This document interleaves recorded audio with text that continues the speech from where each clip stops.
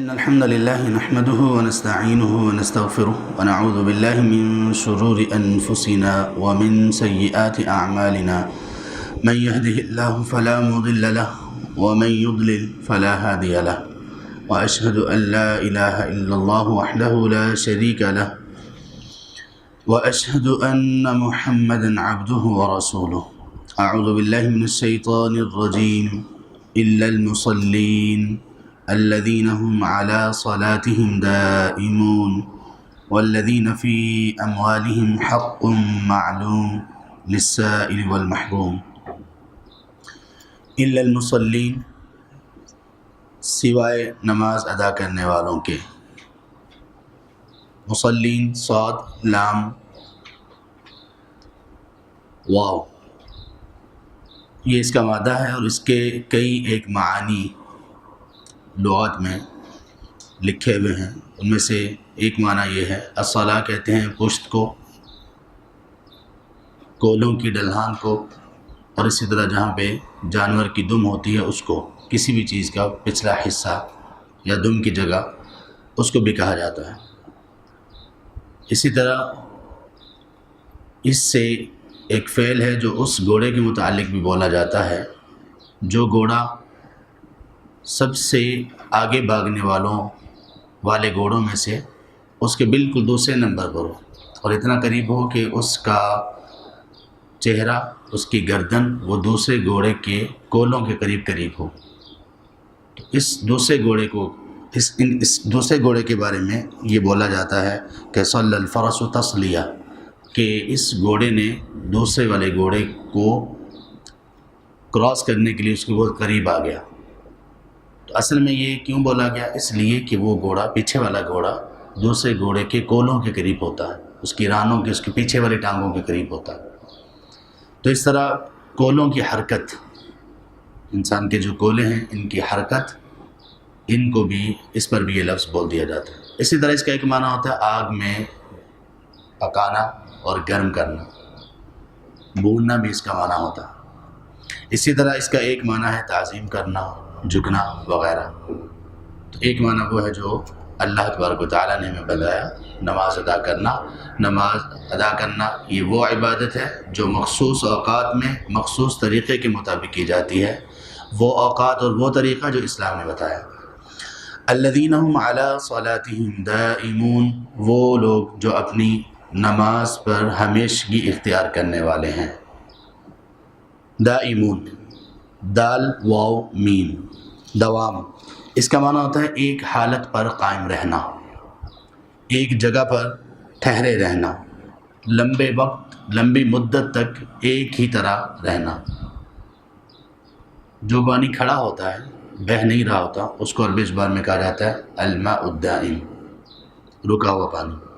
رکے ہوئے پانی کو الدائم کیوں کہا جاتا ہے؟ اس لیے کہ وہ لمبے عرصے تک رہتا ہے. ایک وہ پانی جو بہہ رہا ہے اور ایک وہ پانی جو کسی جگہ پہ رکا ہوا ہے. تو ظاہر ہے کہ رکا ہوا پانی ایک لمبے عرصے تک رہے گا.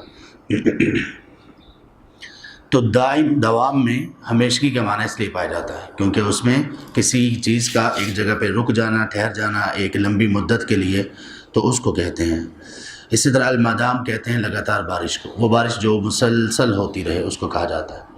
تو اردو میں بھی استعمال ہم کرتے ہیں دوام، اللہ جس کو دوام بخشے. تو دوام کا معنی ہم ہمیشگی کرتے ہیں، لیکن یہ وہ ہمیشگی نہیں ہے جو واقعی ہی ابد الآباد تک رہے یا بہت مدت تک رہے. ایک مدت ہوتی ہے، اس تک کسی چیز کا اپنی صورت میں قائم رہنا، اس پر دائم کا لفظ بولا جاتا ہے. تو یہاں پر یہی معنی ہم نے کیا کہ وہ لوگ جو اپنی نمازوں پر ہمیشگی اختیار کرنے والے ہیں. اب یہ ہمیشگی کس اعتبار سے ہے؟ جب سے ان پر نماز فرض ہوئی تب سے لے کر ان کی زندگی کے اختتام تک. والذین فی اموالہم حق معلوم، اور وہ جن کے مالوں میں ایک مقررہ حصہ ہے. اموال مال کی جمع ہے، اور یہ اصل میں اس چیز کو کہتے ہیں جو انسان کی ملکیت ہوتی ہے. مال پہلے سونے اور چاندی کے مالک پر بولا جاتا تھا. ہر وہ شخص جس کی ملکیت میں سونا اور چاندی ہوتا تھا اس کو کہا جاتا تھا کہ یہ مالک ہے مال کا.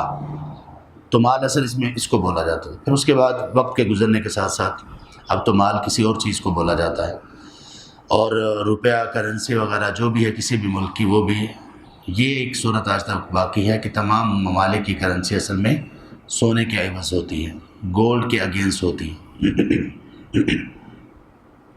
حق، حق، ہا قاف، قاف اس کا مادہ ہے اور اس کا معنی ہوتا ہے کسی چیز کا واقع ہونا، کوئی ایسی چیز جس کا وقوع ہونا، جس کا آ جانا، اس میں کسی قسم کا کوئی شک نہ ہو، جو یقینی طور پر آنے ہی والی ہو۔ اس لیے قیامت کے ناموں میں سے بھی ایک نام رکھا گیا الحاقہ، حق ہونے والی، ثابت ہونے والی، آنے والی۔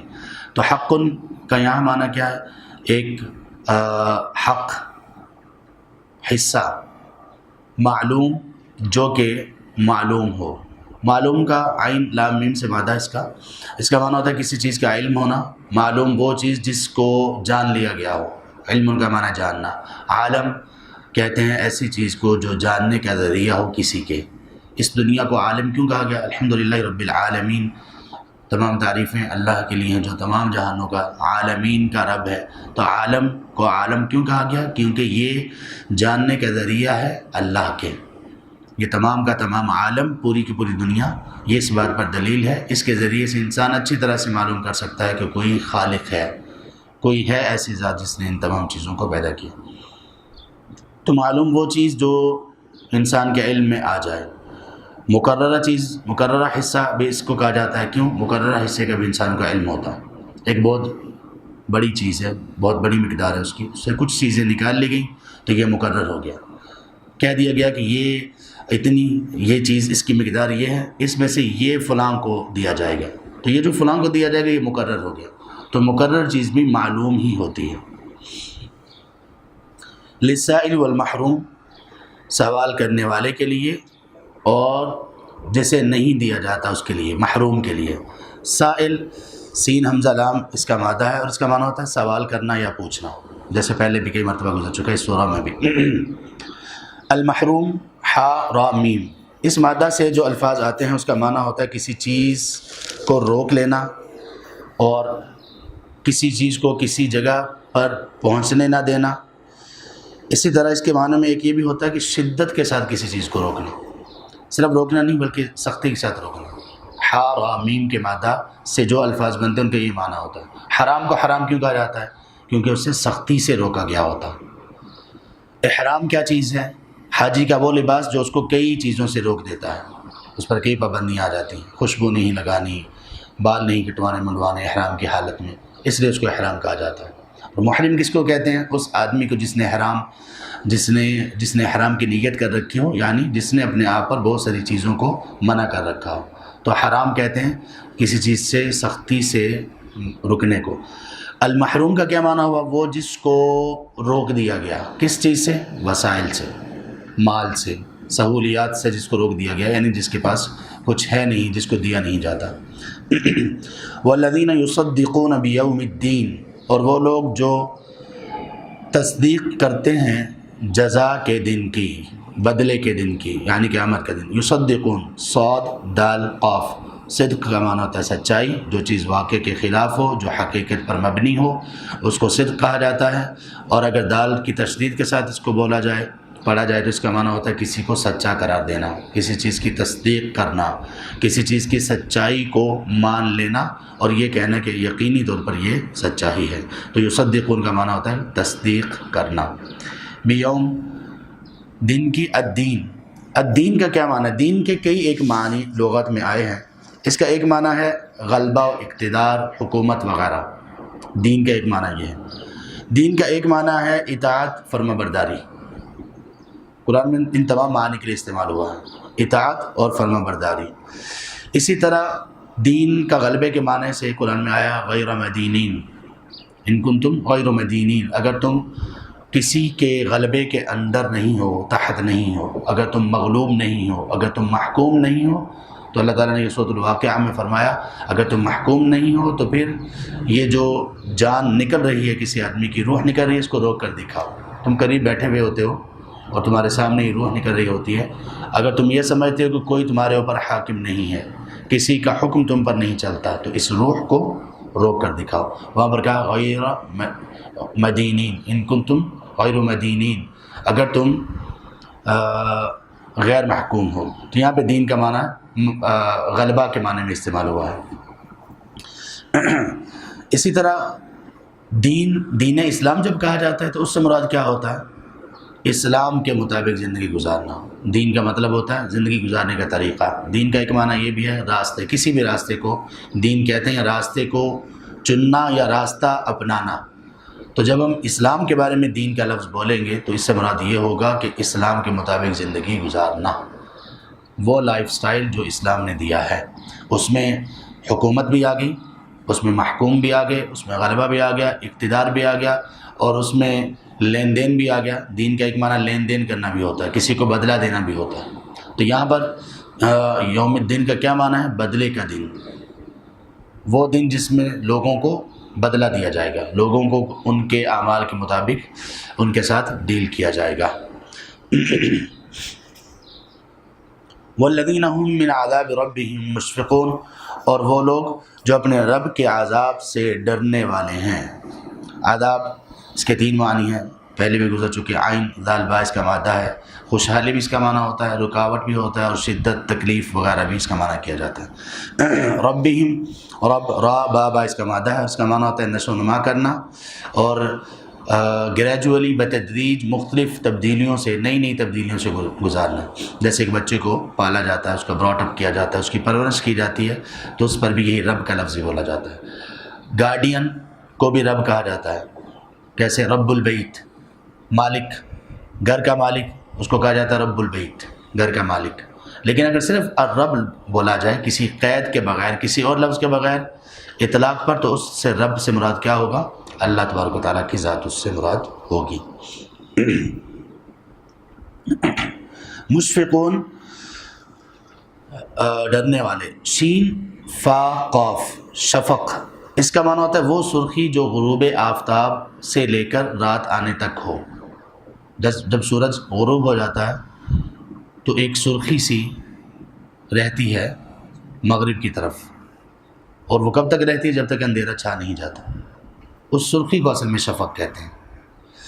شفق کا ایک معنی ہوتا ہے چیز کا کمزور ہو جانا. شفق کا ایک معنی ہوتا ہے ڈرنا.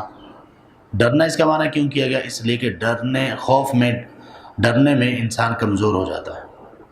تو کمزوری اس کا معنی ہے، ڈر اس کا معنی ہے، شفق السرخی کو بھی کہتے ہیں.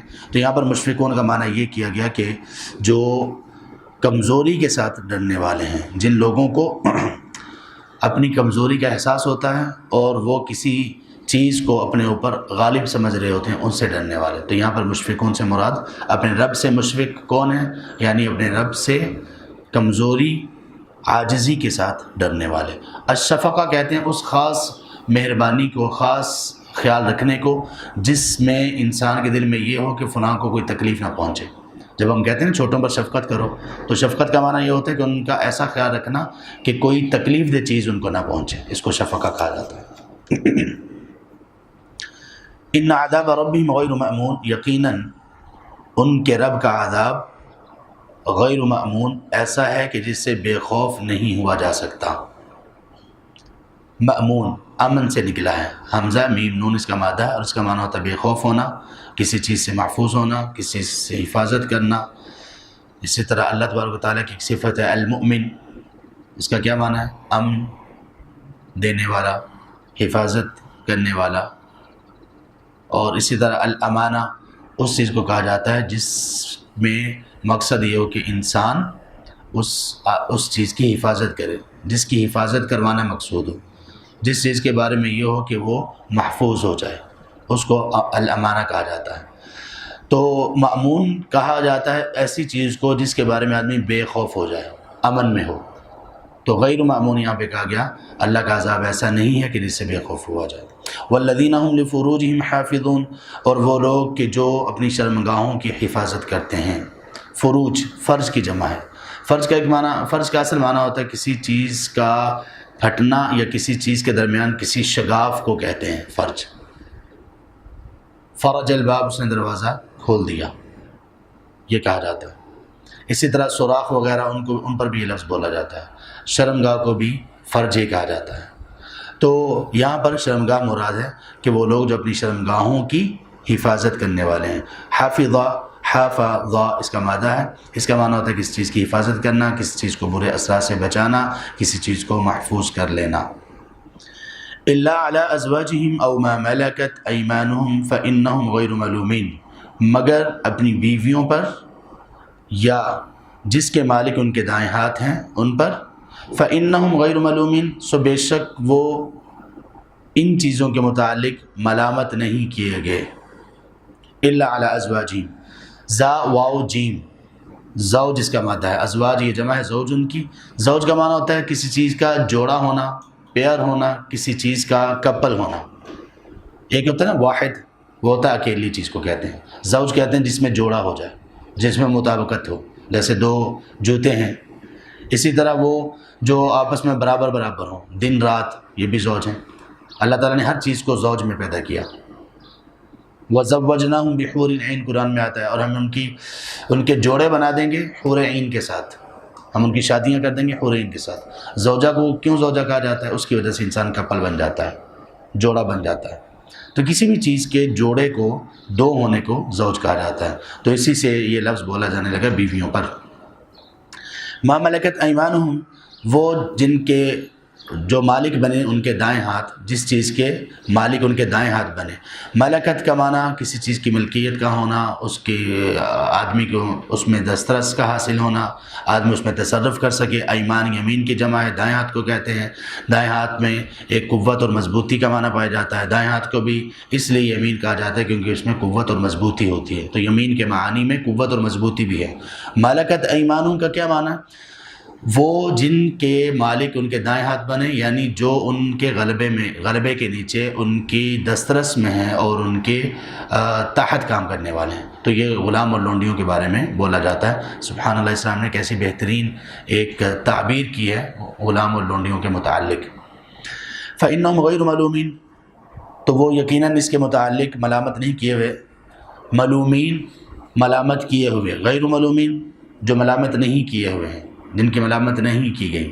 لام واو میم، لام کا معنی ہوتا ہے کسی چیز کی ملامت کرنا، کسی کو شرم دلانا، اور یہ کسی کے بارے میں کہنا کہ وہ اس میں کچھ ایسا کرے کہ جس کی وجہ سے اس چیز کو آدمی برا بھلا کہے، کوئی ایسی چیز کہ جس کی وجہ سے آدمی کو برا بھلا کہا جائے، اس کو کہتے ہیں ملامت، اس کو کہتے ہیں لام، جو آدمی کی شرم کا باعث ہو۔ لائم کہتے ہیں ملامت کرنے والے کو، کسی آدمی کو شرم دلانے والا، ملامت کرنے والا۔ قرآن میں النفس اللوامہ، نفس لوامہ کس کو کہتے ہیں؟ وہ نفس جو انسان کو ملامت کرتا ہے، شرم دلاتا ہے۔ اگر انسان کا نفس نفس مطمئنہ ہے، اچھا نفس ہے، تو یہ نفس لوامہ، تب اس کا معنی یہ ہوگا کہ اس کو برائی کرنے کے بعد اس کو شرم دلاتا ہے کہ تمہارا تو نفس مطمئنہ، تم برائی کیوں کر رہے ہو۔ اسی طرح نفس لوامہ اگر اس کا حصہ ہے جو کہ نفس غیر مطمئنہ ہے، تو تب نفس لوامہ کا معنی ہوگا کہ جب کوئی برا شخص ہے، نیکی کرتا ہے، تب اس کا نفس اس کو ملامت کرتا ہے۔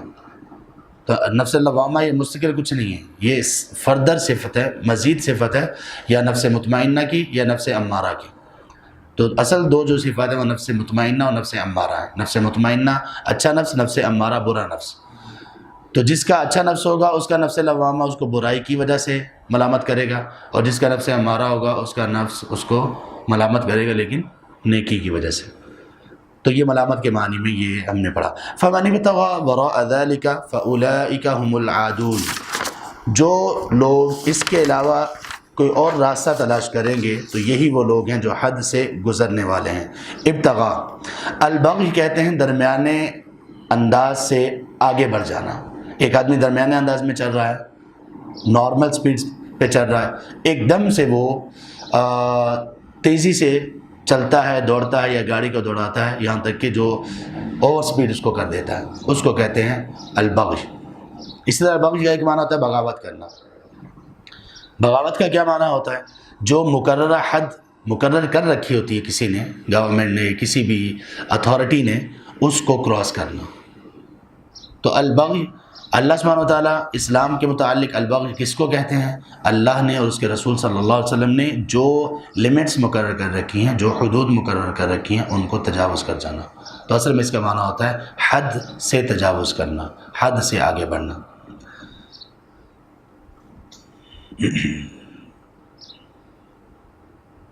اسی طرح اس کا ایک معنی ہوتا ہے تلاش کرنا، طلب کرنا، ابتغاء کا، یعنی بغا کا معنی تو وہ ہے جو بتا دیا بغاوت کرنا، اگر ابتغاء کر لیا جائے تو اس کا معنی ہوتا ہے تلاش کرنا اور طلب کرنا، یہاں پہ اسی معنی میں فمن ابتغى وراء ذلك، سو جس نے اس کے علاوہ کوئی راستہ تلاش کرنے کی کوشش کی تو یہی لوگ ہیں حد سے گزرنے والے۔ وراء عربی زبان میں ان الفاظ میں سے ہے جن کا جو ازداد میں سے ہے، ازداد ضد متضاد ایک دوسرے کی، یعنی اس میں دونوں معنی پائے جاتے ہیں جو آپس میں اپوزٹ ہوتے ہیں۔ وراء آگے کو بھی کہتے ہیں، وراء پیچھے کو بھی کہتے ہیں، دونوں کو کہا جاتا ہے، کسی چیز کا آخری حصہ، کسی چیز کا شروع والا حصہ، کسی چیز کا فرنٹ، کسی چیز کی بیک، دونوں پر وراء کا لفظ بولا جاتا ہے۔ تو یہاں پہ ہے اس کے علاوہ، یہاں پہ استثناء کے لیے بھی ہے یہ، یعنی اس فمن ابتغى وراء ذلك، جو اس کے علاوہ، اس کو چھوڑ کر جو بھی کوئی راستہ تلاش کرے گا تو یہ لوگ حد سے گزرنے والے ہیں۔ عادون، عین دال واو، عین دال واو کا ایک معنی ہوتا ہے بھاگنا، دوڑنا، اس کا بھی ایک معنی ہوتا ہے حد کو تجاوز کرنا، کراس کر جانا لمٹس کو۔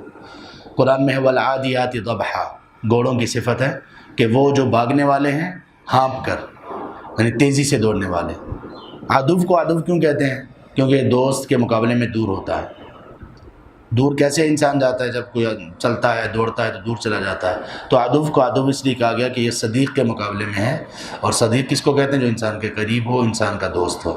جو انسان سے دور چلا گیا، جو انسان کو، جس سے اس کو دشمنی ہوگی، تو وہ دشمن کو عدو اس لیے کہا جاتا ہے کہ وہ انسان سے دور ہوتا ہے، فاصلوں کے اعتبار سے بھی اور ویسے بھی ذہن کی ہم آہنگی کے اعتبار سے بھی۔ والذین هم لاماناتهم وعهدهم راعون، اور وہ لوگ جو اپنی امانتوں کا اور اپنے وعدوں کا پاس رکھتے ہیں، لحاظ رکھتے ہیں۔ اماناتهم، اس پر ہم نے پہلے بھی بات کر لی، امن سے یہ نکلا ہے جس کا معنی ہوتا ہے بے خوف ہونا، امن میں آنا۔ تو امانت کو امانت کیوں کہا جاتا ہے؟ اس لیے کہ امانت کا مطلب ہے کہ اب اس کی حفاظت کرنی پڑے گی۔ امانت جو شخص رکھوا رہا ہے اس کا بھی یہ مقصد ہے کہ اس کی حفاظت کی جائے گی۔ عہد کس کو کہتے ہیں؟ عین ہا دال، اس کا معنی ہوتا ہے کوئی بھی ایسی چیز جس کی مسلسل حفاظت کی جائے، کوئی بھی ایسی چیز جس کی مسلسل حفاظت کی جائے اور خبر گیری کی جائے، مسلسل اس کا خیال رکھا جائے۔ تو عہد کو اس لیے عہد کہا جاتا ہے کہ انسان کو چاہیے کہ اس کا مسلسل خیال رکھے، اس کی پاسداری کرے، اس لیے اس کو عہد کہا جاتا ہے۔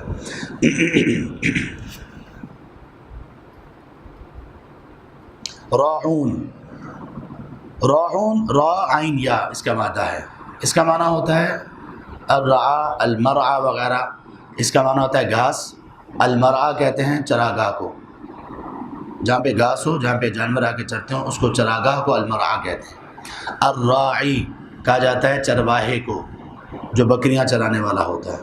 تو بکریاں چرانے والے کو الراعی کیوں کہتے ہیں؟ کیونکہ وہ بکریوں کا خیال کرتا ہے، تو کسی چیز کی حفاظت کرنا، خیال کرنا، احتیاط کرنا، اس پر یہ لفظ بولا جاتا ہے۔ تو عہدہم راعون کا کیا معنی ہے یہاں پر؟ وہ اپنے وعدوں کا خیال رکھتے ہیں، اس کی حفاظت کرتے ہیں، ان کا پاس رکھتے ہیں، لحاظ رکھتے ہیں۔ والذین هم بشہاداتہم قائمون، اور وہ لوگ جو اپنی گواہیوں پر قائم رہنے والے ہیں۔ شہادہ، شہادہ کا معنی ہوتا ہے حاضر اور موجود ہونا۔ ویسے شہادہ کا معنی یہاں پر کیا ہے کہ وہ چیز جو انسان کی بصیرت یا بصارت میں معلوم ہو۔ شہادہ گواہی ہم کس کو کہتے ہیں؟ یا تو شہادہ اس اعتبار سے ہوتی ہے کہ ہم نے کوئی چیز آنکھوں سے دیکھ رکھی ہوتی ہیں، یا پھر اس اعتبار سے کہ ہم ذہن سے اس کو تسلیم کرتے ہیں اور مانتے ہیں، اس کا پختہ عقیدہ رکھتے ہیں، اس کو شہادہ کہتے ہیں۔ شاہد کا معنی ہے گواہی دینے والا۔ تو گواہی دینے والے کو شاہد کیوں کہا گیا؟ اس لیے کہ وہ جو بات بتا رہا ہے یا تو اس نے دیکھ رکھی ہے، یا پھر یہ کہ اس کے دل میں وہ مضبوط بات ہے، اس کی گواہی وہ دے رہا ہے۔ قائمون، قائم رہنے والے ہیں، قاف واو میم، اس کا معنی ہوتا ہے کھڑا ہونا، متوازن ہونا، حفاظت کرنا، مضبوط کرنا، محکم کرنا، یہ تمام کے تمام معنی اس میں پائے جاتے ہیں۔ تو یہاں پر معنی ہے وہ اپنی گواہیوں پر قائم رہنے والے ہیں، یعنی اس کو مضبوط کرنے والے ہیں اور اس کے اوپر ڈٹے رہنے والے ہیں۔ والذین هم علی صلاتہم یحافظون، اور وہ لوگ جو اپنی نماز کی حفاظت کرتے ہیں۔ صلاح کا معنی گزر چکا، یحافظون کا بھی گزر چکا، حفاظت سے حافظ ضا سے نکلا ہے۔ اولئک فی جنات مکرمون، یہی وہ لوگ ہیں جو جنتوں میں عزت دیے جانے والے ہیں، تکریم کیے جانے والے ہیں۔ جنت، جنت ان کی جمع ہے، اس کا مادہ ہے جیم نون نون، جس کا معنی ہوتا ہے چھپنا۔ جن کو بھی جن اس لیے کہا جاتا ہے کہ وہ چھپے ہوئے ہوتے ہیں۔ تو جنہ اس باغ کو کہا جاتا ہے جس میں درختوں کی اتنی کثرت ہو کہ اس کی وجہ سے اس کی زمین نظر نہ آ رہی ہو، اس لیے اس کو جنہ کہا جاتا ہے۔ مکرمون، کرم یہ کسی بھی بری، بد اور کمینہ خسرت جو چیز ہوتی ہے، کمینگی جو ہوتی ہے اس کی ضد ہے۔ کمینگی کس کو کہتے ہیں؟ وہ جو بہت ہی بری خصلت ہو، کوئی ایک نہیں ہوتی، یہ کئی ہوتی ہے۔ انسان کے مزاج میں کمینگی کا ہونا یعنی اچھی صفات سے دور ہونا، کرم اس کے مقابلے میں ہے۔ اچھی صفت کو کہتے ہیں کرم، ایسی چیز کو بھی کہتے ہیں کہ آدمی جن لوگوں کا خیال رکھا جانا چاہیے ان کا خیال رکھے اور ان کو کما کر دے، ان کی ضروریات کو پورا کرے، اس کو بھی کرم کہتے ہیں۔ سخاوت کو بھی کرم کہتے ہیں، شرافت کو بھی کرم کہتے ہیں۔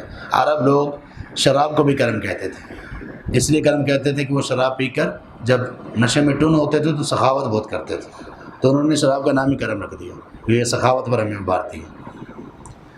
تو ایک اس کا معنی ہوتا ہے عزت کرنا، تکریم کا مطلب ہوتا ہے کسی آدمی کو اس کی صفات کی بنیاد پر اس کی تکریم کرنا۔ تو یہاں پہ مکرم ان کا یہی معنی ہے کہ ان کی عزت کی جائے گی۔